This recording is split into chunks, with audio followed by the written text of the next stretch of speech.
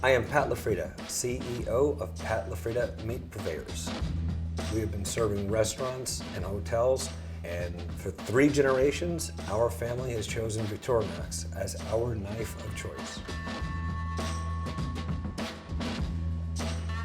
Today we are going to cut an entire tomahawk steak into its actual steaks. So we're going to start by taking this back feather bone off, and we can't cut any of the steaks until we remove that first.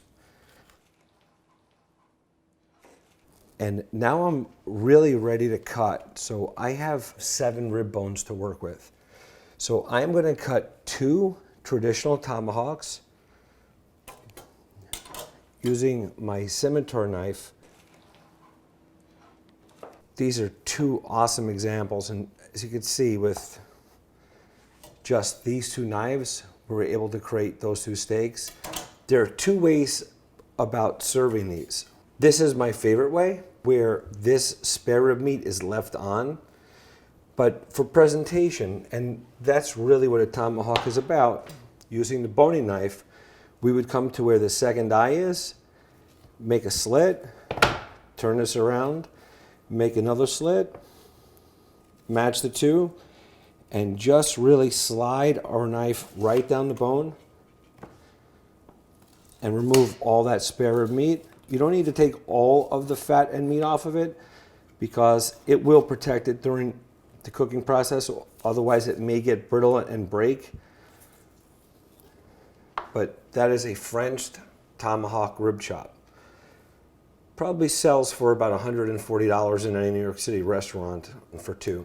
So within a rib steak, as we can see, this is actually the front end of the animal. And we have this great spinalis muscle, which is one of my favorites. And you may also notice here is actual short rib meat. So with my boning knife, I'm going to remove that short rib meat. For that, I need something flexible, something that's going to be able to slide down and cut against those rib bones so that I can just remove them. Now I'm left with the boneless ribeye. Now what I'm going to do is remove the spinalis muscle, which is also known as the ribeye cap. But when you get to the connective tissue, it's important to use your boning knife to cut through it.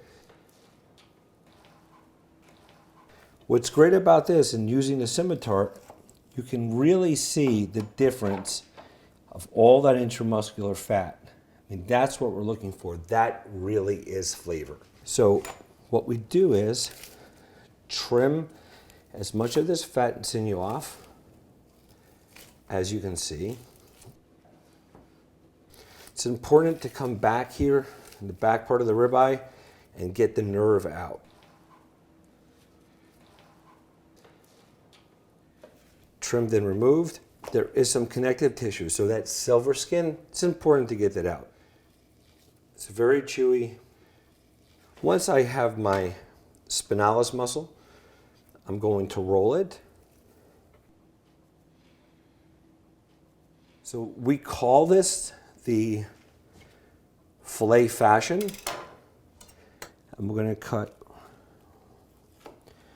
right past our knots, and this would be served like this. So you can see that intramuscular fat. We have left what's called the Ribeye Roll.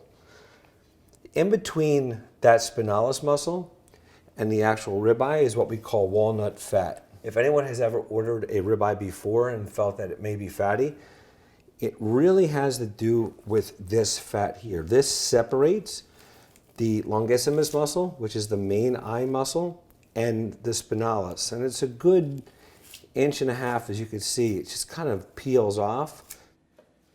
And what we're going to do is cut the tail off. And now we have our ribeye roll. And we can simply cut this into about 12 to 14 ounce portions all the way down. These are ribeye steaks, just meaning that they're boneless. They are without the spinalis muscle, and the final product from the tomahawk. Now this is a boneless short rib, and if you could see the intramuscular fat here, it's fantastic, except for because of the amount of collagen in this cut, this is something that needs to be slow cooked or braised. So what we're gonna do is we're gonna remove any outer fat. With a scimitar knife, we're gonna cut right through that fat, and we're gonna wind up with something that's rectangular. You see, the strength of a Victorinox knife, that's what we're looking for. It's the reason that we use Victorinox. It makes our lives a lot easier, and especially when we're cutting thousands of portions of these a night for our restaurants. So we're gonna take out the exterior, and if we were gonna cut this into stew, that's what it would look like. So for a quick recap, using just these 3 Victorinox knives, we were able to get all of these cuts out of one tomahawk.